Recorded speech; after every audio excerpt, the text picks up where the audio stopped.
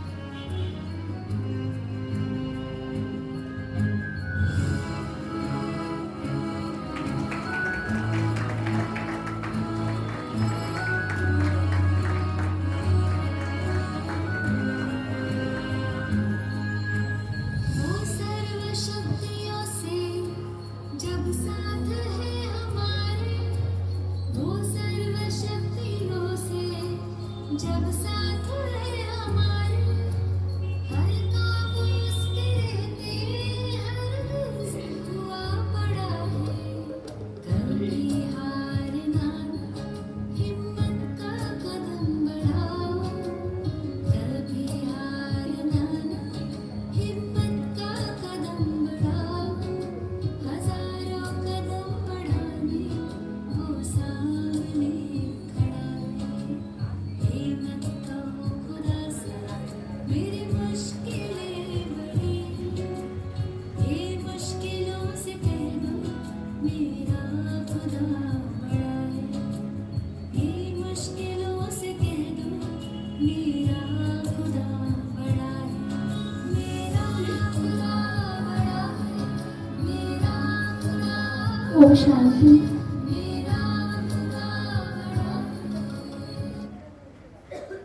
हम सबको जिस भाई जी का इंतज़ार था, वो भाई जी प्रभु रतन प्रभु के पावन भूमि से तीर्थ यात्रा से हमारे बीच आए हैं। हम सबका अहो सौभाग्य है कि हम भगवान भाई जी के ये शुभ वचन सुनेंगे कि परमात्मा की भूमि से, परमात्मा वो तीर्थ स्थान है वहाँ माउंट आबू, जहाँ इस प्रजापिता ब्रह्मा कुमारी का हेड क्वार्टर, उस स्थान से हमारे बीच भगवान भाई जी पधारे हैं और हम वहाँ से आशीर्वचन सुनेंगे। ओम शांति।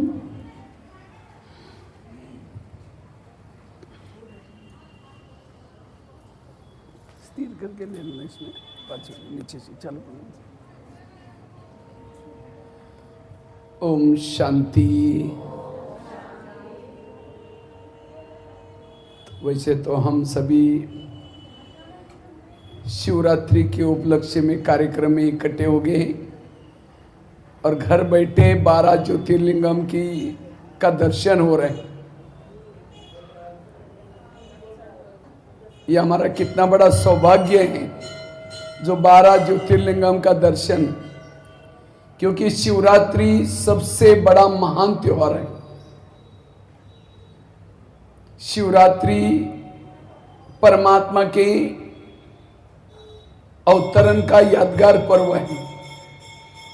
जब ये सृष्टि पर धर्मग्लानि हुई आज से 5000 साल पहले, तब परमात्मा ने सृष्टि पर आकर के मानव के अंदर के काम, क्रोध, लोभ, मोह, अहंकार, ईर्ष्या, घृणा जो जहर था उसको पीने का काम किया, मानव को पावन बनाया, और जिसके कारण ये शिवरात्रि त्योहार मनाया जाता है।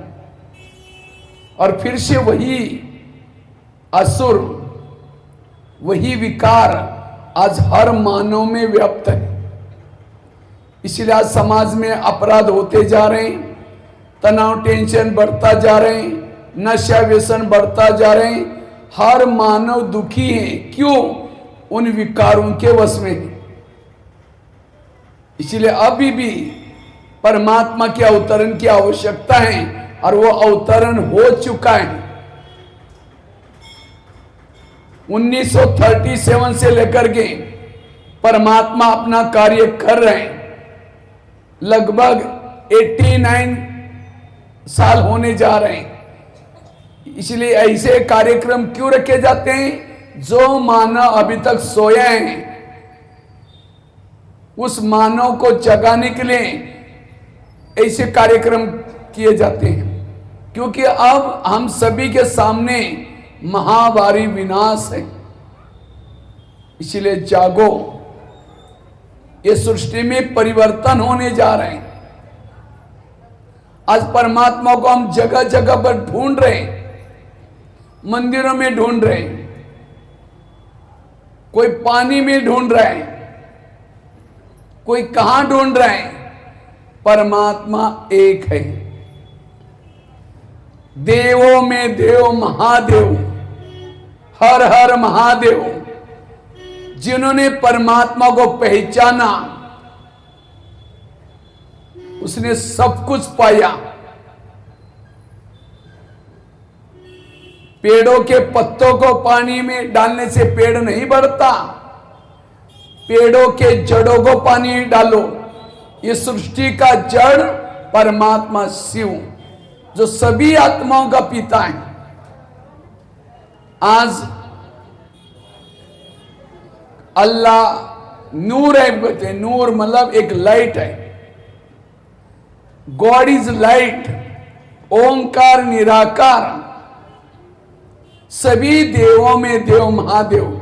और उसने कहा था गीता में, यदा यदाई धर्मस्य ग्लानिर्भवति भारत। भारत तो क्या, ये संसार में जब धर्म ग्लानि होगी तब मैं आऊंगा। कब आऊंगा?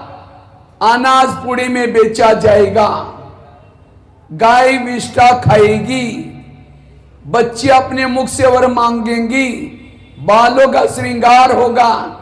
ऐसे समय पर मैं आऊंगा। और ये सभी समाज में देख रहे हैं। और ऐसे समय पर कहा कि मैं जब आऊंगा मुझे पहचानने वाले कोटों में कोई है। क्यों?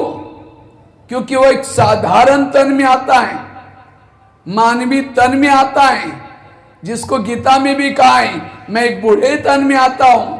मूढ़मती मुझे लोग जानते हैं। बूढ़ा तन कौन? जो श्री कृष्ण का सत्यु का लास्ट का जन्म, 84 जन्म, जिसका नाम है प्रजापिता ब्रह्मा। और उस ब्रह्मा के तन में आकर के आज 89 वर्षों से परमात्मा अपना कार्य कर रहे हैं, जिसको भक्ति मार्ग में नंदी गण कहा है, नंदी बैल।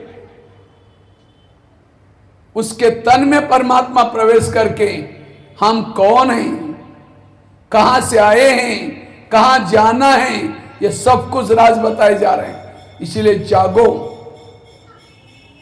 ये सोने का वक्त नहीं।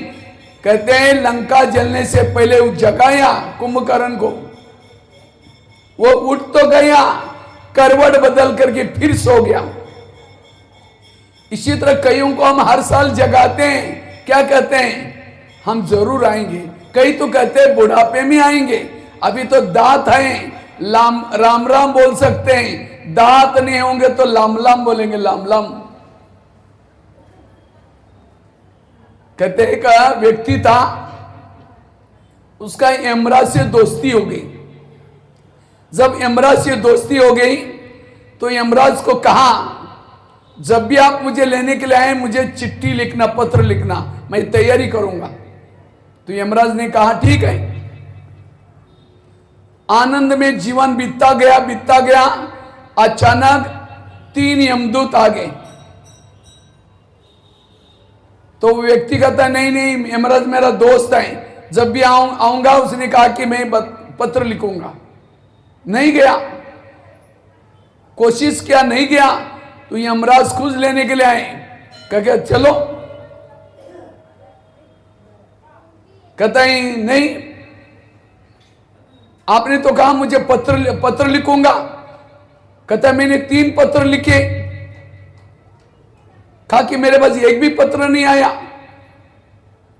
कहा कि तुम्हारे बाल सफेद हो गए, तुम्हारे आने की तैयारी थी, लेकिन तुमने डाई लगा करके बाल को छिपाया, सोचा मैं जवानी हूं। फिर मैंने दूसरा पत्र लिखा, तुम्हारे दांत गिर गए, तुमने नए दांत लगा करके सोचा मैं जवान हूं, अभी जाने की तैयारी नहीं। तीसरा पत्र लिखला, तो तुमको कम दिखना शुरू हुआ, तो तुमने नंबर का चश्मा लगाया, जाने की तैयारी नहीं की। ये 3 पत्र आया, अब चल। इसलिए जो करना है वो अब कर लो। अब ये सृष्टि में बहुत बड़ा परिवर्तन आ रहा है। वर्तमान समय हर व्यक्ति को आध्यात्मिकता की आवश्यकता है। भक्ति अलग चीज, आध्यात्मिकता अलग चीज। भक्ति का फल आध्यात्मिकता। आध्यात्मिकता मतलब क्या? गुरु करना, भजन करना, यही भक्ति। आध्यात्मिकता मतलब मैं कौन, मैं कहां से आया, मेरे जीवन का उद्देश्य था क्या था, मुझे कहां जाना, इसको समझना, यह आध्यात्मिकता। परमात्मा इस सृष्टि पर आकर के तीनों कालों का, तीनों लोकों का, सृष्टि के आदि मध्य अंत का ज्ञान देता है।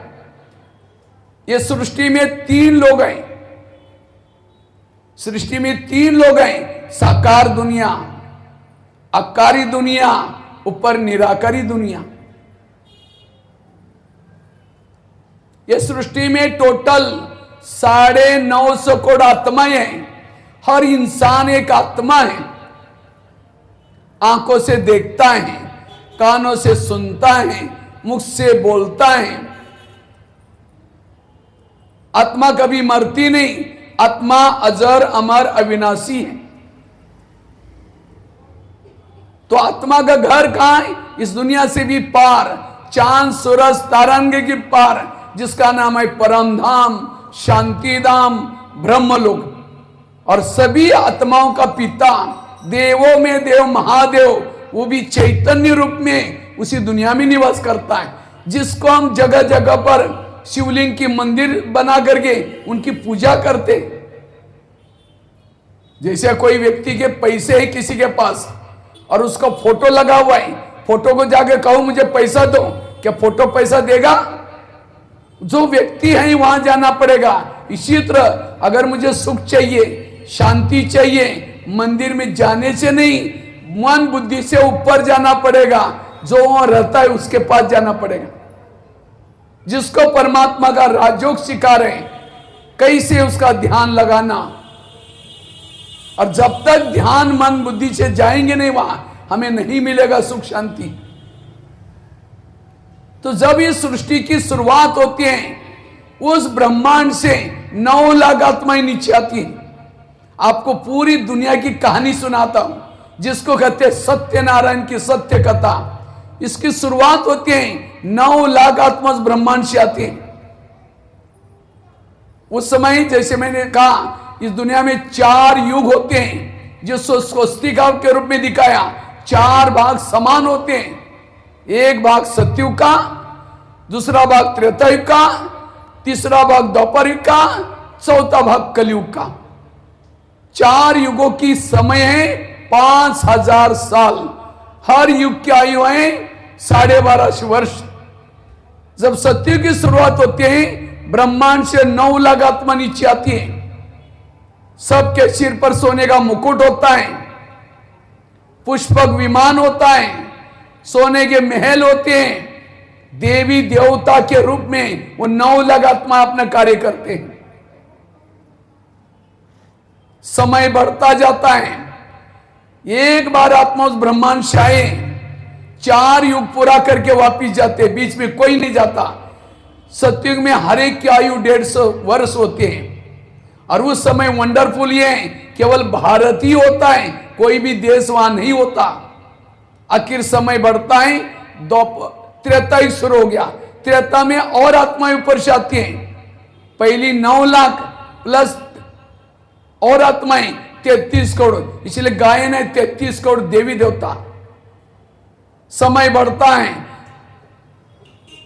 25 वर्ष पूरा हो गया सृष्टि के, और उस समय भी भारत ही होता है। द्वापर युग आया। जैसे द्वापर युग आया, जो आई वे 33 करोड़ आत्माएं काम, क्रोध, लोभ, मोह, अहंकार विकारों के वश हो जाती हैं। जो इसी विकारों के वश हो जाती हैं, सृष्टि में हाहाकार शुरू हो जाता है, दुख अशांति शुरू हो जाते हैं। परमात्मा ऊपर से धर्मात्मा भेजते हैं। जैसे अंधकार हो गया अभी, तो हम क्या करते, दिए जलाते, हजारों दिए जलाओ, दिन जैसा उजरा नहीं होगा। आखिर अंधकार बढ़ता जाता है। शास्त्र लिखना शुरू किया, लेकिन जो धर्मात्मा आए उन्होंने ये नहीं कही कि हम भगवान हैं। क्राइस्ट ने कहा गॉड इज लाइट, परमात्मा लाइट है, उसको याद करो। लोगों ने उनको ही भगवान मान लिया। अल्लाह नूर है, उन्होंने आखिर धर्म स्थापन होते गए, ग्रंथ लिखना शुरू किया, भक्ति शुरू हो गई। आखिर आता है कलयुग। जैसा कलयुग आया और अंधकार बढ़ता गया, हम कौन हैं, कहां से आए हैं, कहां जाना है, सब कुछ भूल गए। खाना बनाना, खाना खाना, नौकरी करना, यही हमारा लक्ष्य है। आखिर कलयुग में इतना विकार बढ़ते हैं। 5-5, 4-4 साल वाली बच्ची के ऊपर रेप कैसा उतारना शुरू गए। जो काम राक्षस नहीं कर रहे हैं, आज का मानव पढ़ा लिखा होते हुए भी कर रहे हैं। इतना अति ग्लानि होती है। आखिर हर भगत भगवान को मंदिर में पुकारता है, ऊपर देखता है भगवान तुम कहां छिपे हो। आखिर हमारी आवाज उसके तक पहुंचती है। आखिर परमात्मा ने जो वचन दिया था, जब जब धर्म ग्लानि होगी तब मैं आऊंगा, तो धर्म ग्लानि के समय परमात्मा अपना धाम छोड़ करके इस सृष्टि पर आया। वो है शिवरात्रि। रात्रि मतलब का रात की अंधेरे की बात नहीं, ये सृष्टि में रात्रि है। भले दिन होता है, लेकिन हम कौन हैं, कहां से आए हैं, कहां जाना है, सब कुछ भूल गए। इसको कहते हैं रात्रि। और ऐसे घोर रात्रि में परमात्मा आया। और कहां आया, उन्होंने एक ओम मंडली की स्थापना की, जिसका आगे चलकर के नाम रखा प्रजापिता ब्रह्मा कुमारी ईश्वरीय विश्वविद्यालय। और उसी विद्यालय के माध्यम से आज 1937 में एक छोटा सा परमात्मा ने बीज डाला था। आज 140 देशों में ये वट वृक्ष बन करके आज सभी को छाया दे रहे हैं। कई मानव के दुख हरने का काम कर रहे हैं, विकारों से बचाने का काम कर रहे हैं। इस विद्यालय में राज्यों का अभ्यास किया जाता है। सभी लोग सवेरे मेडिटेशन करते हैं। लाखों भाई बहने इन विकार पर जीत प्राप्त किया। और ये आपके कान में सुना रहा हूं, यह प्रजापिता ब्रह्मा की कुमारी के द्वारा जगह जगह पर परमात्मा या अमृत पिलाने का काम कर रहे हैं। इसको संगम युग कहता है। और इस संगम युग में जो ज्ञान स्नान करता है, वो पतित आत्माएं पावन बन जाती है, विकारों के साथ युद्ध करती हैं, काम के क्रोध के ऊपर जीत प्राप्त करते हैं, नशा व्यसन के ऊपर जीत प्राप्त करते हैं। और जिन्होंने 100 सालों में, जिसको जब से ज्ञान मिला जग गया, और आखिर इस सृष्टि में महाभारी विनाश होता है। विनाश के बाद सारी आत्माएं ऊपर चली जाते हैं। जिन्होंने परमात्मा आया था उसको पहचाना, मेडिटेशन किया, स्वयं को समझा, वही आत्माएं महाविनाश के बाद वापिस जाएगी, फिर सतयुग में आएंगी, फिर त्रेता। ये चक्र हमेशा 5000 साल के बाद चलता रहता है। तो इसलिए ये अभी जो समय चल रहा है, शिवरात्रि का काल चल रहा है। शिवरात्रि केवल एक दिन की नहीं, ये सारा संगम युग, ये शिवरात्रि का काल चल रहा है। तो शिवरात्रि में क्या करते हैं, जागरण करते हैं। कौन सा जागरण करो, इस अज्ञान निद्रा से जागो, उठो, अपने को पहचानो, मेडिटेशन करके विकार पर जीत प्राप्त करो, यह है जागरण। लेकिन लोगों ने कौन सा जागरण किया, रात भर जागने का काम किया। उपवास करते, उपवास वो मतलब नजदीक वास मना रहना, बुद्धि से परमात्मा के पास रहना, यह है उपवास। आग का फूल चढ़ाते हैं। कौन सा आग का फूल चढ़ाओ? जो आपके अंदर दुर्गुण है, अवगुण है। आज मैं तो करीबन भारत के 1200 जेल में गया हूं, 1200 जेलों में गया हूं, और ये विकार आज मानव को क्या करते हैं जेलों में देखता हूं। एक सेकंड का गुस्सा, न सुधरने वाली भूल किया, जेल में बैठा है पढ़ा लिखा लेकिन गलत काम करता है। वो व्यक्ति गलत नहीं करता, उसके अंदर के मनोविकार गलत काम करते हैं। इतना ही नहीं, मैं तो करीबन 12,000 स्कूल और कॉलेज में गया हूं, 12,000 स्कूलों में गया हूं। जब मैं स्कूल में जाता हूं, मेरे सामने छोटे छोटे बच्चे बैठते हैं। मैं इन बच्चों को पूछता, बच्चे ये बताओ इसमें से गुस्सा किसको किसको आता है? झूठ बोले कौवा काटे। 70-80% बच्चे हाथ खड़े करते हैं, सर मुझे गुस्सा आता है। तो सामने टीचर को मैं पूछता हूं, सर आप तो बोल रहे थे हमारा स्कूल तो बहुत अच्छा है, ये क्या है? सर कहते हमको भी गुस्सा आता है। आज मम्मी पापा को मैं कहता हूं थोड़ा बच्चों को संस्कार सिखाओ, चरित्र सिखाओ। वो कहते हैं हम बहुत फी देते हैं, संस्कार देने का काम है टीचरों का। कई बार मैं टीचर को कहता हूं सर थोड़ा बच्चों को संस्कार दो, वो कहते हैं वो काम है उनके मम्मी पापा का। मम्मी पापा इधर उंगली कर रहे हैं और टीचर उधर करे, बीच में बच्चे बिगड़ते जा रहे हैं। आज के मम्मी पापा को संस्कारित बनने की जरूरत है। खुद फैशन कर रहे हैं, बाप शराब पी रहे हैं, बच्चा क्या सीखेगा? आजकल की मम्मी, हमें कई माताएं मिलती हैं, कहते हैं भाई जी हमारा बच्चा मोबाइल के बिना रहता ही नहीं। मैं कहता गुरु कौन है उसकी? आज मैं वैसे तो महाराष्ट्र का हूं, महाराष्ट्र में एक शिवाजी पैदा हुआ। वो शिवाजी पैदा क्यों हुआ?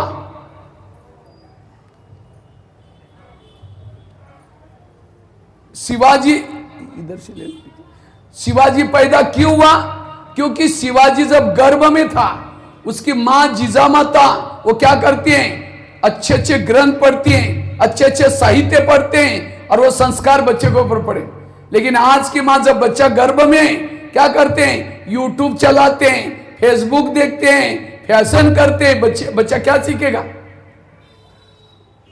इसलिए आज के माँ बाप को संस्कारित बनने की जरूरत नहीं। तो आज केवल बच्चों का जन्म देना यही हमारा फर्ज नहीं, उनको संस्कारित बनाना फर्ज है। और ये संस्कार आएंगे आध्यात्मिकता से। जब तक हमारे जीवन में आध्यात्मिकता नहीं है, हमारे संस्कार नहीं बनेंगे। इसलिए वर्तमान समय युग बदल रहे हैं, समाज बदल रहे हैं, इसलिए समझना जरूरी है। आज हम कई त्योहार मनाते हैं, रीति रिवाज मनाते हैं, त्योहारों के पीछे रहस्य है। आज कई क्या करते हैं? बलि चढ़ाते हैं। कौन सी बलि चढ़ाओ? मैं की बलि चढ़ाओ, अपने अंदर का अभिमान को खत्म करो, यही बलि चढ़ाना। दिवाली मनाते हैं, दिवाली में क्या करते हैं? झारखंड में क्या करते हैं? एक तो सफाई करते हैं और क्या करते हैं? दिए जलाते हैं। किसी ने लक्ष्मी आने के लिए, तो लक्ष्मी आई, दिया जलाने से लक्ष्मी आई। लक्ष्मी का वाहन है उल्लू, और उल्लू को लाइट में दिखता ही नहीं, तो कैसे आएगी? तो कौन सा दिया जलाओ? अपनी आत्मा का दिया जलाओ, आत्मा को जागृत करो। सफाई कौन सी करो? मन के अंदर जो ईर्ष्या, घृणा, नफरत, इसकी सफाई करो। शिव जी के ऊपर बेर भी चढ़ाते हैं। कौन सी बेर चढ़ानी है? जो आपस में वैर करते हैं, विरोध करते हैं, उसको छोड़ो, यही बेर चढ़ाना। कहा कुछ किया कुछ। इसलिए वर्तमान समय आध्यात्मिकता को समझने की जरूरत है। वर्तमान समय घर घर में रामायण है, घर घर में महाभारत चल रहे हैं। अगर हम भक्ति करेंगे, बात को समझेंगे नहीं, फायदा कुछ नहीं होगा। एक घटना मैं आपको सुनाता हूं। एक पिताजी थे, उसके एक ही बेटा था। तो पिताजी कहता है बेटा तुम मेरे से भी बड़ा सेठ जी बनना, और सेठ जी बनने के लिए मैं 3 मंत्र देता हूं। तुम 6 में जाना और 6 में आना। दूसरी बात सुना, तुम देते रहना किसी से कुछ नहीं लेना। तीसरी बात, तुम हमेशा क्या करना, मीठा बोलना और मीठा खाना। 3 बातें सुनाई। पिताजी तो बीमार था, शरीर छोड़ के चला गया। तो एक दिन बेटे को याद आया, पिताजी ने मुझे कहा तुम मेरे से भी बड़ा सेठ जी बनना। उसका दुकान था, सामने रहने का मकान था, सामने दुकान था, तो बीच में रोड था। तो उसको लगा कि पिताजी ने कहा कि छांव में जाना और छांव में आना, तो टीन का शेड डालता है, पतरा डाल देता है छांव में जाने और आने के लिए। रोज मिठाई बना करके खुद भी खाता है, दूसरों को भी खिलाता है। तीसरी बात, कोई भी घर में आता है, किसको टेबल देता है, किसको चेयर देता है। बाप ने कहा देते रहना, किसी कुछ नहीं लेना। तो कुछ साल के बाद उल्टा हो गया, मीठा खाने से शुगर पेशेंट हो गया, देते रहने से उसका घर जो खाली था खाली हो गया, और छांव में जाने से कभी भी जाता है तो दुकान में आने वाले गिराहक बंद हो गए। तो एक दिन उसको लगा है, अरे पिताजी ने मुझे धोखा दे दिया। पिताजी ने कहा तुम छांव में जाओ, मीठा खाओ, मैं तो शेठ जी बना ही नहीं। अपने दोस्त को कहा कि दोस्त, पिताजी ने मुझे धोखा दे दिया, मुझे कुछ पैसा चाहिए। बोला क्या धोखा दिया? बोला छांव में जाओ, मीठा खाओ, देते। कहता तुमने क्या किया? मैंने टीन का शेड डाल दिया, मीठा भी खाया, देते भी रहा। अरे कहा, पिताजी ने तुम्हें बहुत अच्छी बातें बताई थी, तुमने बात को समझा ही नहीं। पिताजी ने ये कहा छांव में जाना अर्थात दिन निकलने से पहले दुकान में जाना। दिन निकलने से पहले क्या होते हैं? छाया होते हैं। माना सवेरे सवेरे दुकान में जाना, और छांव में आना अर्थात जब रात हो जाएगी शटर बंद करके आना, सारा दिन दुकान खोल के बैठना, तो क्या बनेगा? सेठ जी बनेगा। उसने बात को समझा ही नहीं, टीन का छेल दिया, छांव में गया और छांव में आया, बात को उल्टा किया। मीठा खाओ और खिलाओ, तुम्हारे दुकान में जो भी आएंगे उनके साथ मीठा बोलो, अच्छा बोलो, ये कहा था। उसने क्या किया? मिठाई बना करके खाया और खिलाया, शुगर पेशेंट हो गया, पैसा भी चाहिए, और देते रहना। तुम इतनी कमाई करना, जो किसी से कर्जा नहीं लेना, लेना नहीं, देते रहना। कितनी अच्छी बात बताई। उसने चीजें दी, किसी से कुछ नहीं लिया, कहा कुछ किया कुछ। इसी तरह आज परमात्मा ने भी हमें भक्ति के माध्यम से, शास्त्रों के माध्यम से, ग्रंथों के माध्यम से बहुत अच्छी बातें बताई। उपवास करो अर्थात मन बुद्धि से मेरे पास रहो, लेकिन लोगों ने पेट का उपवास किया। इसलिए कहते हैं भूखे पेट न भजन ना हो गोपाला। घर का त्याग करो। कौन सा घर?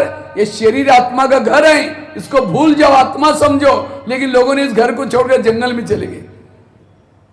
आज भक्ति की हर बात को हमने क्या क्या समझा नहीं, ना कोई समझाने वाला मिला, ना कोई समझने। इसीलिए परमात्मा आकर के उसी शास्त्रों की, ग्रंथों की बातों को सही रूप में भक्ति करना सिखाते हैं। जागरण करना अर्थात अपने आप को जगाओ, मैं कौन हूं, मैं कहां से आया हूं, मुझे कहां जाना है।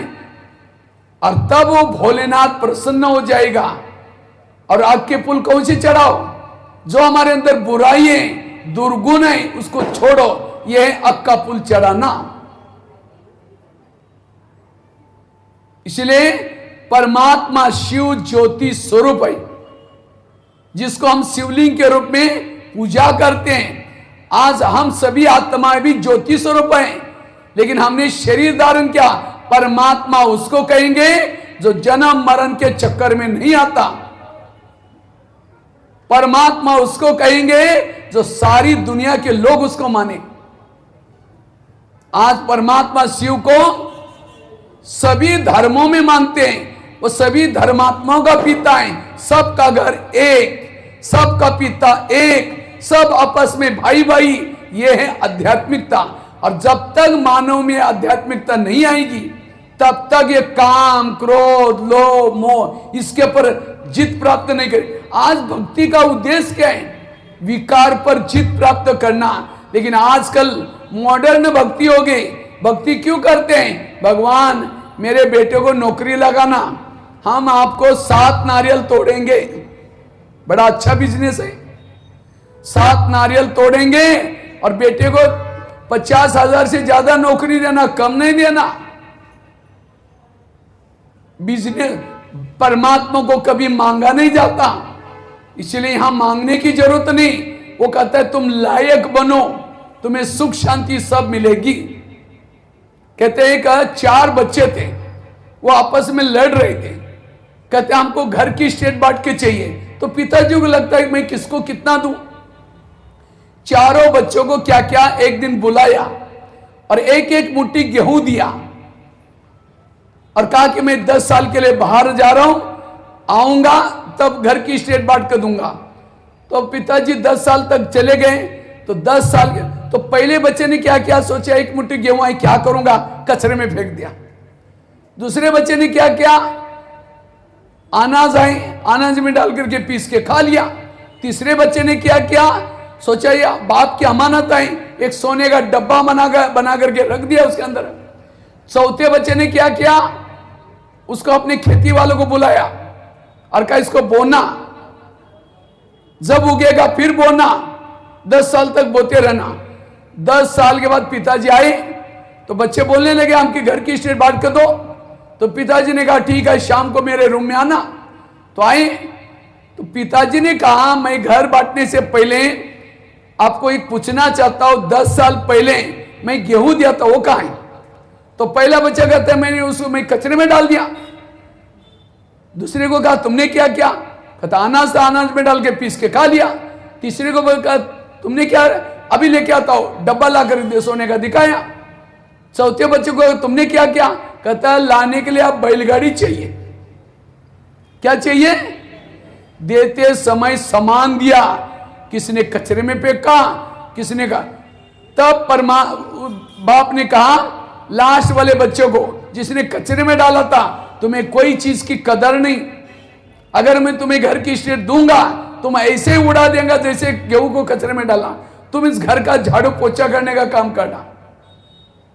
और पहले बच्चों को कहा तुमको कोई चीज की कदर है, घर की स्टेट दूंगा तुम बढ़ाएगा, तुम घर का मालिक बनना।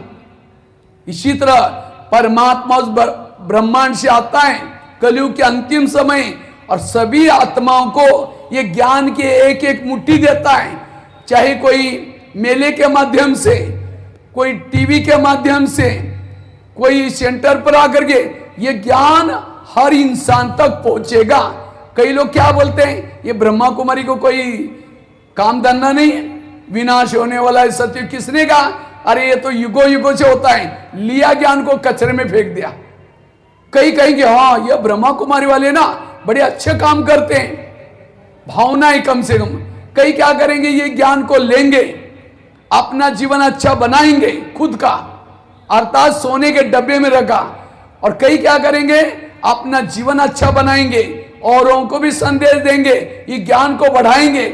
जो इस ज्ञान को बढ़ाते हैं, अनेक आत्मा तक पहुंचाते हैं, खुद धारण करते हैं, वो सतयुग में आते हैं।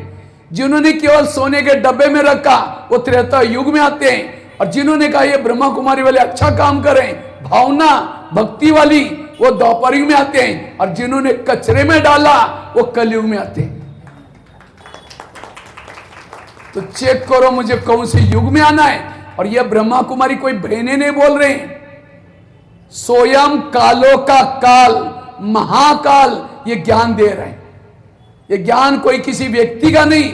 जो मैंने आपको कहानी सुनाई, सतयुग का कितना समय, त्रेता कैसे आता है, द्वापर कैसे आता है, कलयुग कैसे, ये जो ब्रह्मा कुमारी इसका ज्ञान 7 दिन का कोर्स करने से ये ज्ञान मिलता है। इसलिए इस ज्ञान को समझो। और वैसे ही ज्ञान आज के जमाने में हर इंसान को जरूरत है, क्योंकि आजकल हर घर में झगड़ा है, तनाव है, टेंशन है। और क्यों तनाव टेंशन है? क्योंकि हर इंसान निगेटिव बनता जा रहा है। याद रखना, जिस घर में निगेटिव विचार है उसको रात को चैन की नींद नहीं आएगी।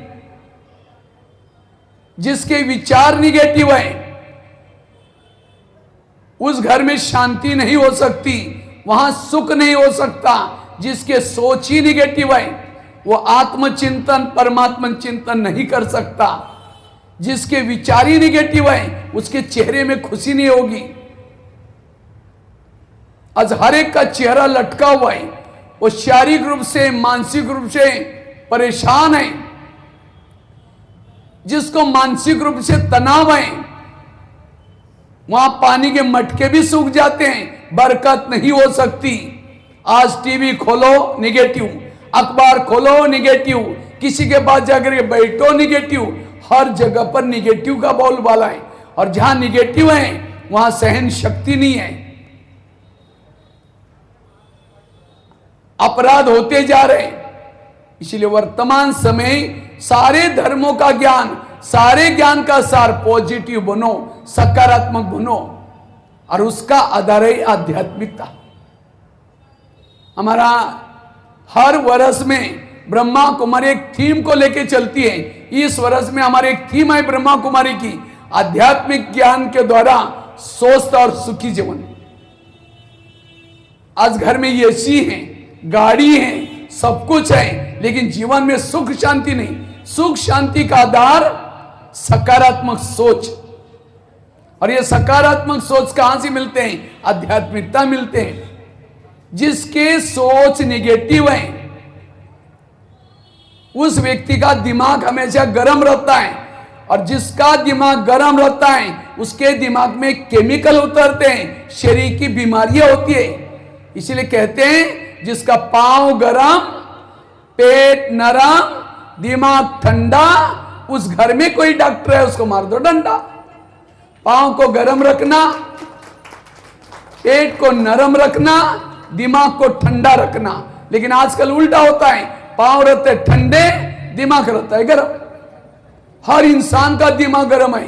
कहते इसने मेरा दिमाग ही गरम किया, आज मेरा दिमाग ही गरम है। अगर आपका दिमाग गरम रहता है भविष्य में आपको बहुत बीमारियां होगी।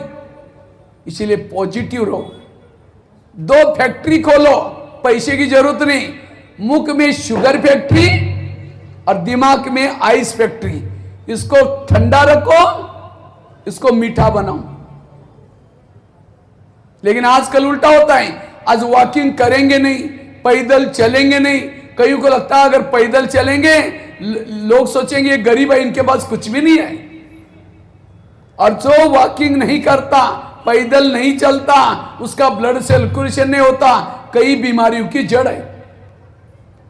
इसलिए पांव को हमेशा गर्म करो और पेट को कैसे रखो? नरम। पनीर की सब्जी आई, 3 रोटी खाएंगे दबा के, और कद्दू बनाए नाकी मोड़ेंगे। जीभ की टेस्ट, पेट में वेस्ट। जो जीभ को अच्छा लगता है वही नहीं खाओ। जीभ 2 मिनट में नीचे भेज देगी, संभलना किसको पड़ेगा? पेट को। इसीलिए जो जीभ को अच्छा लगता है वो नहीं खाओ, पेट को जो अच्छा लगता है वही खाओ। आजकल डॉक्टर कहते हैं कच्ची सब्जी खाओ, सलाद खाओ, लेकिन आज जीभ को टेस्ट नहीं आती। हर इंसान जीभ के अधीन है। इसलिए पेट को नरम और दिमाग को कैसे रखो? ठंडा। लेकिन दिमाग रहता है गर्म। 70% शरीर की बीमारी होती है टेंशन से, निगेटिव से। आजकल छोटे बच्चे भी कहते हैं मुझे बहुत टेंशन है। अब एक बच्चा मुझे मिला था, मैं पता नहीं कहां गया था अभी, दुमका। तो एक बच्चा आता है, कहता है सर मुझे बहुत टेंशन है। मैंने कहा क्यों टेंशन है बेटा? कहता आप 10वीं की परीक्षा है, मुझे बहुत टेंशन आ रहा है। मैंने कहा क्यों? कहता है मैं पहली से लेकर के इसी स्कूल में पढ़ाई किया तो मेरा हमेशा पहला नंबर आता था, लेकिन मेरे स्कूल में एक दूसरा बच्चा आया है, उसका पहला नंबर आ रहा है। मैंने कहा उसको कितना है? कहता है तो 95 है। और तुमको कितना है? 93 है, 2 से ज्यादा गया। मैंने कहा अगर टेंशन में रहेगा 35 भी नहीं मिलेगा। इसलिए अरे हर एक का अपना दिमाग है, हर एक की अपनी मेमोरी है। आज हर व्यक्ति कंपटीशन करता है। पेट को चाहिए 2 ही रोटी। क्या चाहिए? वो देखता है सामने वालों के पास गाड़ी आई, अब मैं गाड़ी कैसी लूं, पैसा जुटाता है एक एक करके। अब गाड़ी आई तब तो उसका 2 मंजिल मकान बन गया, फिर सोचता अरे 2 मंजिल मैं 3 मंजिल बनाऊंगा, फिर 3 मंजिल मकान बनाता है, पैसा जुटाता है। तब तक देखता है उसका बेटा नौकरी में लग गया और मेरा तो नहीं लगा। वो शरीर भी छोड़ता है तभी उसकी इच्छाएं पूरी नहीं। इसलिए दूसरों को मत देखो, खुद को देखो। वो व्यक्ति मरता भी है। जिसके लिए धरती पर आया था वो तो भूल गया, मकान बनने में लगा हुआ है, दुकान करने में लगा हुआ है, पेट को चाहिए 2 ही रोटी। इसलिए जिसके लिए जन्म लिए हैं उस प्रभु का चिंतन करो, कुछ अच्छे कार्य करो, ऐसा काम करके जाओ लोग आपको युगों युगों तक याद करते रहे। इसलिए केवल बच्चों को पालना करना, पढ़ाई करना, ये हमारा फर्ज नहीं, लेकिन जिसके लिए मैं आया हूं, मुझे इन विकार पर जीत प्राप्त करना है, मुझे एक अच्छे व्यक्ति बनना है। इसलिए संस्कार सीखने की जरूरत है। आज किसी को 70% लोगों को बीमारी होती है निगेटिव से, टेंशन से। तनाव को इंग्लिश में क्या कहते हैं? टेंशन। 10 मतलब कितना? 10, और सन मतलब बेटा। टेंशन मतलब 10 बच्चे। पहले तो 2-4 है, फिर 10 पैदा होंगे, सुखी कैसे रहेंगे? अब किसी के 10-12 बच्चे हैं, माँ बाप शांति से बैठेंगे। एक आएगा पापा मुझे कपड़े चाहिए, उसको भगाओ, दूसरा कहेगा पापा मुझे परीक्षा की भी देने। जितने बच्चे उतनी समस्या भी ज्यादा। इसलिए कहते हैं छोटा परिवार सुखी परिवार। तो हमारे बच्चे कौन से अनेक संकल्प विकल्प पैदा करेंगे। जो ज्यादा सोचता है वो तनाव टेंशन में रहता है, और तनाव में आकर के व्यक्ति क्या करेगा कोई भरोसा नहीं। जैसे कुकर को गैस के ऊपर रखते हैं तो क्या होता है? गरम होता है। गरम होते होते सीटी मारना शुरू करता है। कुकर सीटी मारेगा, सब्जी पकाएगा, लेकिन कोई मनुष्य सीटी मारेगा तो ये क्यों हुआ, मेरे साथ क्यों हुआ, ऐसे कैसे हुआ, क्यों क्यों क्यों करके एक दिन कहेगा तुम्हारा 3 साल से देख रहा हूं, अब मुझे सहन नहीं हुआ, सीटी मार दी, गुस्सा है सीटी। अभी मैं एक जेल में गया था, उस जेल में 500 महिलाएं जेल में थी। तो एक महिला को मैंने उठा करके पूछा आप जेल में क्यों आई? कहते हैं मैं कॉलेज की प्रिंसिपल हूं। मैंने कहा कॉलेज की प्रिंसिपल आपने क्या किया? कहते हैं मैं बहुत गरीबी में मेरा जन्म हुआ, पढ़ने के लिए पैसे नहीं थे, तो भी मैंने इधर उधर जॉब करके काम करके क्या किया, पढ़ाई पूरी की, फिर नौकरी लग गई, लेक्चरर बन गई, फिर कहते मेरी शादी हो गई, बच्चे होते गए, उसके बाद मेरी मेहनत देख करके संस्था ने मुझे प्रिंसिपल बनाया। जैसे मैं प्रिंसिपल बन गई मुझे लगा मेरे अच्छे दिन आ गए, तो अच्छी से एक मकान बनाया, एक अच्छी गाड़ी लिया, अब बच्चे भी बड़े हो गए, उनकी भी शादी करवाई, बहू आई, उसको लगा मेरा जो मेहनत किया उसका फल मुझे मिला। लेकिन कहाँ जो बहू आई थी ज्यादा पढ़ी लिखी थी, खाना पीना ना बना नहीं जानती, उसको लगा अभी अभी बनाएगी। 8 दिन हो गया, 10 दिन हो गया, महीना हुआ, 6 महीना हुआ, साल हुआ, 1.5 साल हुआ, कुछ नहीं करती। मैडम को टेंशन शुरू हो गया।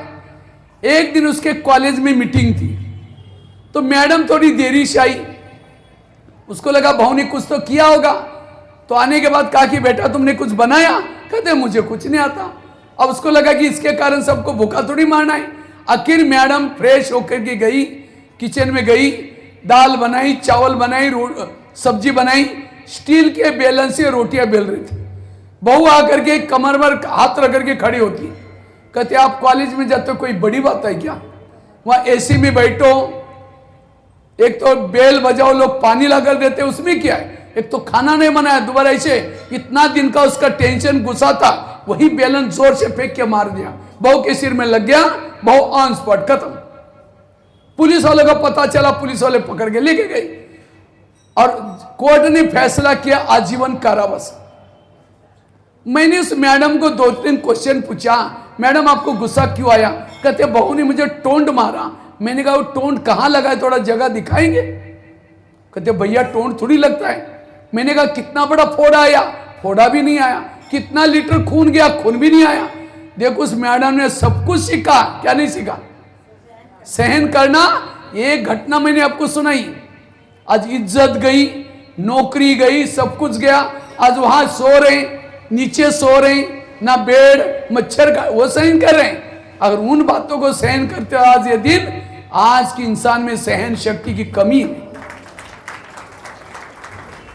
इसलिए ये कब आएगी सहन शक्ति? जितना मेडिटेशन करेंगे, परमात्मा का ध्यान लगाएंगे, जितना आध्यात्मिक ज्ञान जीवन में आएगा, आपके अंदर सहन शक्ति आएगी, आप हेल्दी वेल्दी और हैप्पी बन सकेंगे। अभी मैं पूना में गया था, तो एक कैदी, बहुत सारे कैदी बैठे थे, एक कैदी को पूछा तुम जेल में क्यों आया? कहता मैं IIT का स्टूडेंट हूं, पूरा महाराष्ट्र में पहला नंबर लिया। मैंने कहा तुम यहां कैसे बैठा? कहता है मुझे एक 90,000 रुपये पेमेंट की नौकरी लग गई, नौकरी कर रहा था, मेरा दोस्त रोज मेरी मजाक करता था, एक दिन उसकी मजाक सही नहीं हुई, एक लोहे का टुकड़ा गुस्से से फेंक के मारा, सिर में लग गया, वो खत्म हो गया, पुलिस वाले पकड़ के मुझे लेके आए, आजीवन कारावास। उस बच्चे ने सब कुछ सीखा, क्या नहीं सीखा? सहन करना नहीं सीखा। यह सहन शक्ति कब आएगी? जब आध्यात्मिकता के शरण में आएंगी। आज ये ज्ञान हर इंसान को जरूरत है, पॉजिटिव बनना जरूरी है। जो निगेटिव है उसका जीवन नरकमय बनता है। अभी मैं कोयम्बतूर में गया था, तो एक शहर में कोयम्बतूर में एक बहनों ने कहा भाई जी आपको कुछ, एक हमारा बड़ा VIP है, उनको मिलने के लिए चलना है। तो मैंने कहा ठीक है, मैं गया, उनको ऑफिस देखा, सोफा सेट देखा। मैंने सोचा बेचारा स्वर्ग में बैठा है, उसका सोफा सेट इतना अच्छा मैंने कभी देखा ही नहीं था। लेकिन जैसा मैं गया, वो व्यापारी आया जिसके पास 15,000 वर्कर काम करते, वो कपड़े की फैक्ट्री है बड़ी। जैसा वो आया रोने लगा, तो मैंने सोचा सोफा सेट तो इतना अच्छा है, लेकिन इसके ऊपर बैठने वाला ही अपसेट है, सुख शांति कहां से मिलेगी उसको? तो जब मैंने उसको पूछा अभी क्या बात है, कहता भाई साहब मेरा और पत्नी का 1 साल से खटक रहा था, 1 साल से हमारा बहुत तू मैं हो रहा था। अभी 1 महीना पहले मुझे छोड़ के चली गई, और एक छोटा बच्चा था उसको भी फेंक के गई कि तुम्हारा तुम ही संभालो। एक तो कहता है वर्कर स्ट्राइक कर रहे हैं, इतनी महंगाई बढ़ती जा रही, और एक तो घर का मामला, घर में आओ अशांति, वहां ऑफिस में मुझे दुनिया ही नहीं चाहिए। कहता है मैं 15 दिन पहले एक ऊटी करके शहर है, वहां से सुसाइड करने के लिए गया था। अपने गाड़ी में गया, सामने से एक ट्रक आ रहा था, उसको लगा टक्कर लगाऊंगा मैं मर जाऊंगा, लेकिन ड्राइवर बड़ा होशियार था, उसने टर्न किया, मेरी गाड़ी खाई में गई, भगवान ने फिर भी मुझे जिंदा करके लाया। देखो आज घर में सब कुछ है, लेकिन तनाव टेंशन आपस में बनती नहीं। आज पत्नी का मुंह इधर है, पति का मुंह इधर है, ये घर में बैठे हैं, सब्जी चाहिए, बोल नहीं कर, आपस में बात नहीं करें, चैटिंग करके भेजती है जी, व्हाट्सएप से भेजती है जी सब्जी नहीं है जी सब्जी लेके आओ। पढ़े लिखे लोग हैं, सहन शक्ति की कमी। इसलिए आज आध्यात्मिकता से हमारा घर सुखी बन सकता है। हमें घर को नहीं छोड़ना, बच्चों को नहीं छोड़ना, लेकिन पॉजिटिव बनकर रहो। पॉजिटिव वाला सुखी है, निगेटिव वाला सदा दुखी है। मैं आपको बता रहा था निगेटिव से बीमारियां हो रहे हैं। आज किसी को पेट की बीमारी होती है, ईर्ष्या करने वालों को पेट की बीमारी होती है। इसीलिए कहते हैं ना, तुम मेरे को देख करके तुम्हारे पेट में जलन होता है क्या? आज किसी को दूर का कम दिखता है, दूसरे की बुराई को आंखें फाड़ फाड़ कर देखता है। जो आंखें फाड़ता है, बड़ी बड़ी करता, आंखों की पुतली फैल जाती है। आज किसी का ब्लड प्रेशर बढ़ गया, बीती हुई बातों को याद किया, BP हाई हो गई, बीती हुई बातों को भूल जाओ। आज किसी को जॉइंट पेन होते हैं, गुस्सा करने से, अभिमान में चलने से जॉइंट पेन, मसल दर्द होते हैं। आज किसी को स्पॉन्डिलाइट होता है, सर्वाइवल। रास्ते में जा रहे सब्जी लाने के लिए, जा रहे मार्केट में, देखेंगे वो क्या करती है, वो क्या करता है। इधर उधर देखने वालों को स्पॉन्डिलाइट होता है, फिर डॉक्टर के पास जाएंगे, क्योंकि डॉक्टर जी मेरे गले में अकड़न हो रही, तो डॉक्टर चेक करता है, कहता आपको स्पॉन्डिलाइट हुआ, इसका इलाज करके डॉक्टर एक बड़ा सा पट्टा पहनाता है। तो पट्टा लगेगा, 6 महीना ना इधर देखेगा ना इधर देखेगा, सीधा देखेगा, चलना पड़ेगा। आज मनुष्य का शरीर क्यों बीमार हो रहे हैं? जिसका मन बीमार, उसका तन बीमार। हमने मन का इलाज कभी नहीं किया। किसका इलाज कर रहे हैं? तन का। वहां से दवाई देता, वहां से दबेगी, कहीं और से निकलेगी।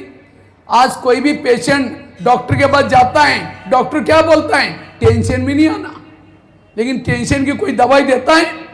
ये ब्रह्मा कुमारी का ज्ञान तनाव मुक्त बनने का बहुत बड़ा साधन है, संजीवनी बूटी है।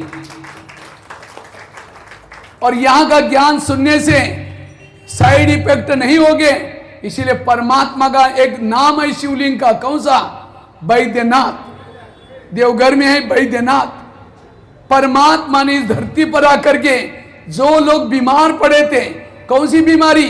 काम की, क्रोध की, लोभ की बीमारी। इस बीमारी को बचाने के लिए दवाई दी, कौन सी? ये आध्यात्मिक दवाई दी। तो आप सभी भी मन को ठीक करना है, ब्रह्मा कुमारी आश्रम में आओ, 7 दिन का कोर्स करो, आपके मन की विकारों की बीमारी मुक्त हो जाएगी, इससे बच जाएंगे। इसलिए आज जरूरी है हर इंसान को विकारों से बचने का। आज किसी को शुगर होती है, शुगर कोई मीठा खाने से नहीं होती, शुगर का कारण टेंशन। क्या टेंशन? मैं इसका पति हूं, ये मेरे से मांगते ही नहीं, मैं इसकी सास हूं, मैं इसकी मां हूं, इसको मैंने पढ़ाया लिखाया, छोटे से बड़ा किया, जब इसकी शादी हुई अपनी पत्नी का मानता है, मुझे नहीं पूछता। और ऐसे टेंशन से शुगर होगी। जब शुगर होती है तो क्या करते हैं? मीठा खाना बंद करते हैं, टेंशन में आना बंद नहीं करते। सारी प्रॉब्लम का जड़ है मानसिक तनाव, और मानसिक तनाव से बचने का दर है राज योगा, मेडिटेशन, परमात्मा का ध्यान लगाना। जो परमात्मा का ध्यान लगाता है, परमात्मा उसका ध्यान रखता है। परमात्मा कहता है तुम मेरा ध्यान लगाओ, मैं तुम्हारा ध्यान रखूंगा। लेकिन हम क्या करते हैं? मेरे बच्चे का क्या होगा, मेरे घर का क्या होगा? वो कहता है ठीक है, ये अपना ध्यान रख रहे हैं, मैं इनके पास क्यों जाऊं? मेरा काम है प्रभु का चिंतन करना, और प्रभु का काम है भक्तों की चिंता को हरना। हम भगवान का काम करते हैं, हमें जो काम मिला नहीं। अंगद एक बार रावण के दरबार में गया और पांव जमाया, कहता है जो पांव हिलाएगा सीता उसकी हो जाएगी। आखिर पांव हिला ही नहीं। तो जब वो अपने राम की सेना में गया तो सारे बंदर सेना बोलने लगे, अरे तुमने ये प्रतिज्ञा क्या की, तुमने ये क्यों कहा कि पांव हिलेगा, अगर हिल जाती तो? कहता है सीता तो मेरी थोड़ी है, सीता तो राम की है, टेंशन राम का है, मेरा कैसे टेंशन है? इसलिए आज हमें कोई भी प्रकार का टेंशन नहीं लेना। सारे बच्चे भी उसके, घर भी उसका, दुकान भी उसका, सब कुछ उसका, मेरा कुछ नहीं, मैं कुछ लेके आया था। इसलिए तनाव से मुक्त बनो। आज किसी को ब्रेन हेमरेज होता है। ब्रेन हेमरेज क्यों होता है? हमारे ब्रेन में बालों से भी महीन नसें होती हैं, नसों से खून सप्लाई होता है। लेकिन जो व्यक्ति तनाव टेंशन में आता है, नसों से तेजी से खून बहता है, नसें फट जाती है, उसका कोई इलाज नहीं। इसलिए वर्तमान समय अगर हेल्दी बनना है, हैप्पी बनना है, सुखी बनना है, इस राजयोग का अभ्यास करना। जो परमात्मा ज्ञान दे रहे हैं, पॉजिटिव विचार का ज्ञान, इसको सुनना जरूरी है। हमारे प्रधानमंत्री जी ने कोरोना काल में सबको एक मंत्र दिया था, कौन सा?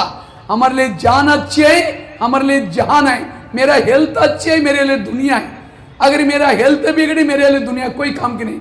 बच्चे ने ग्लास गिराया, कांच का ग्लास था, टूट गया, इतना गुस्सा करेंगे, तेरे को अक्ल नहीं, तुम कमा के लो तो पता चलेगा।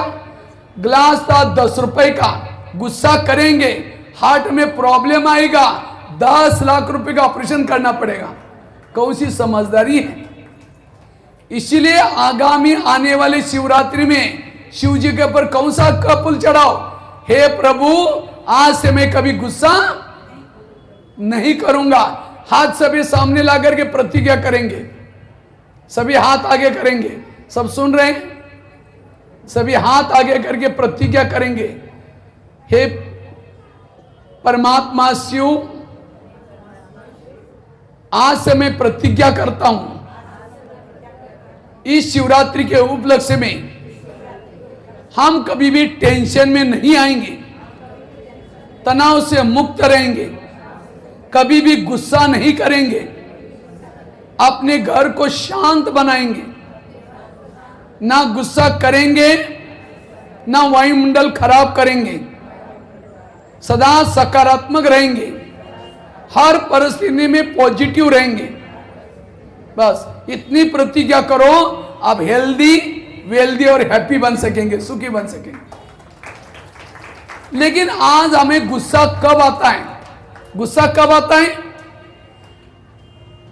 कभी कभी कई कहते हैं मैं इसके रास्ते में कभी जाता नहीं, मैंने इसका बुरा कुछ किया नहीं, फिर भी ये मेरे साथ ऐसा क्यों करता है? ताली कभी एक हाथ से, ताली के लिए कितना चाहिए?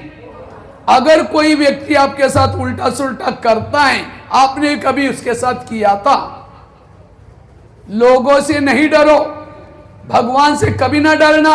अगर डरना है गलत कर्मों से जरूर डरना। वर्तमान समय के हर इंसान के जीवन में समस्या उसके ही कोई पिछले जन्म में बोए हुए कर्मों का परिणाम है। वर्तमान के मेरे प्रॉब्लम मेरे ही कोई कर्मों का परिणाम है। कर्मों से शरीर बनता है, कर्मों से संबंध मिलते हैं, सब कुछ कर्मों से। इसलिए एक भजन है ना, किसके झोले में कांटे हैं तो किसके झोले में फूल। कोई कारण होगा रे, कोई कारण होगा, बांटने वाला एक है। कोई लूला, कोई लंगड़ा, कोई अंधा, कर्म। कोई सास है, बहू को तंग करें, बहू को तनाव टेंशन आ रहे हैं। अगर सास और बहू का पिछला जन्म दिखाई जाए तो आज जो बहू है पिछले जन्म इसकी सास थी, और जो सास है वो कौन थी? बहू थी। इसलिए कहते हैं ना सास भी कभी बहू थी।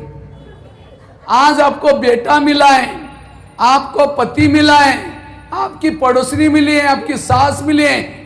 कोई आपको देने के लिए है, कोई आपसे लेने के लिए। और जिन्होंने इस लेने देने के गणित को समझा, उनको कभी भी तनाव टेंशन नहीं आएगा। इसलिए तनाव से बचने के लिए, गुस्से से बचने के लिए कर्म गति को समझना। एक बहुत सुंदर एक घटना मैं आपको सुनाने जा रहा हूं। अगर इस घटना को ध्यान से सुनेंगे, आपको कभी भी तनाव टेंशन नहीं आएगा। मैं एक प्रश्न भी पूछूंगा इसके बारे में। एक आगरा में एक पति पत्नी रहते थे, बहुत गरीब थे, झोपड़पट्टी में रहते थे। उनके पास एक मेहमान आया। वैसा वो मेहमान दिल्ली में खरीदारी करने के हिसाब से आया था, लेकिन जब वो दिल्ली में आया दुकान बंद थे। अब उसको लगता है बैठे बैठे मैं क्या करूं, मैंने कभी आगरा गया नहीं, देखा नहीं, आगरा घूम के आता हूं। व्यापारी सारा दिन आगरा घुमा, लेकिन रात को उसको सोने का प्रॉब्लम हो गया। जिस होटल में जाता था, जहां भी जाता था, सब कहते भाई हमारे होटल बुक है। अब उनको लगता है रात को कहां सो जाओ, अगर कहीं बस स्टैंड पर सो जाओ बैग चोरी हो जाएगी, स्टेशन पर सो जाओ तो भी चोरी हो जाएगी। अचानक उसको याद है मेरी गरीब पति पत्नी है, चलो उनके पास जाता हूं। रिक्शा करके गया, खाना खाया, बातें की, सब कुछ की। सोने से पहले उसने अपनी बैग खोली। जब बैग खोली तो गरीब की पत्नी की नजर बैग में गई। देखा इसके पास 50 के, 100 के, 500 के बहुत सारे बंडल है। उसको लगता है 2-4 बंडल हमको मिल जाएं, हमारी गरीबी दूर हो जाएगी। रात भर नींद नहीं आई। 12-1 बजे बाहर गई, बड़ा सा एक पत्थर लाया। बैग तो सिरा नहीं थी, वो पत्थर सीधा उसके सिर में मार दिया। उसका तो मर्डर हो गया। पति की नींद खुली। पति कहता ये क्या हो गया? कहता अब हमारी गरीबी दूर होगी। का ये बात किसी पुलिस वालों को पता चलेगा? लोगों कहते हैं किसी को पता ही नहीं चलने देंगे। इस व्यापारी को जमुना नदी में डाल देते। रात को 2 बजे उस मुर्दे को बोरी में डाला, जमुना नदी में फेंक के आए। किसी ने नहीं देखा। जैसे वापिस आए खून ही खून लगा था।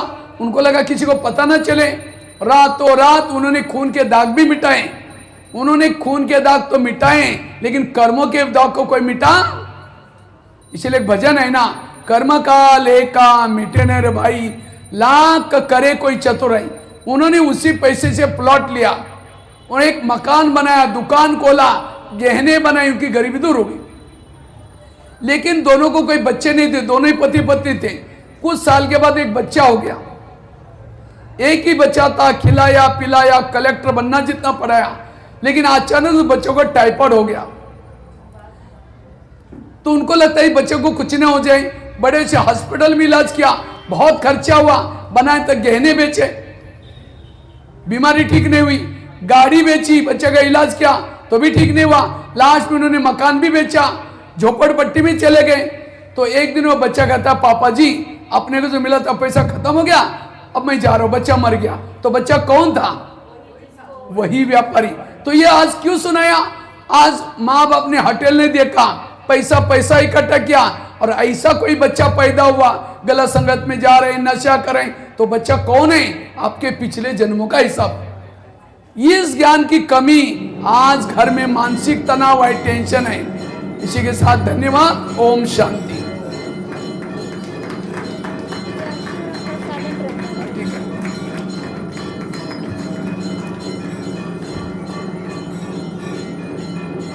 भाई जी